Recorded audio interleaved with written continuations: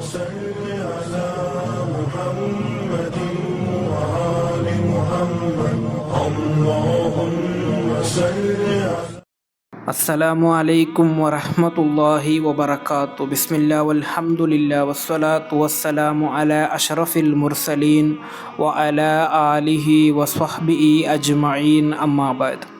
ರಮಲಾನ್ನಲ್ಲಿ ಇವರ ಪ್ರಾರ್ಥನೆಗೆ ತಟ್ಟನೆ ಉತ್ತರ ಸಿಗಲಿದೆ.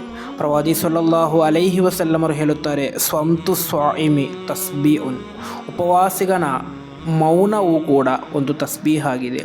ವ ನೌಮುಹು ಇಬಾದ, ಆತನ ನಿದ್ದೆ ಅದು ಆರಾಧನೆಯಾಗಿದೆ.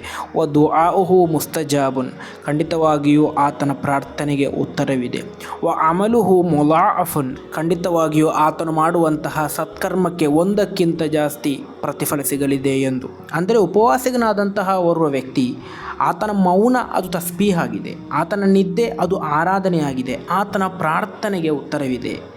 ಅದಾಗಿದೆ ನಮ್ಮ ವಿಷಯ. ಉಪವಾಸಿಗರಾಗಿ ಇದ್ದುಕೊಂಡು ನಾವು ನಮ್ಮ ಅವಶ್ಯಕತೆಗಳನ್ನೆಲ್ಲ ಅಲ್ಲಾಹನೊಂದಿಗೆ ಹೇಳೋಣ, ಖಂಡಿತವಾಗಿಯೂ ಉತ್ತರವಿದೆ. ಅಲ್ಲಾಹ ನಮಗೆ ಪ್ರಾರ್ಥಿಸಲು ತೌಫೀಕ್ ನೀಡಿ ಅನುಗ್ರಹಿಸಲಿ. ಅಸ್ಸಲಾಮು ಅಲೈಕುಂ ವರಹಮತುಲ್ಲಾಹಿ ವಬರಕಾತು.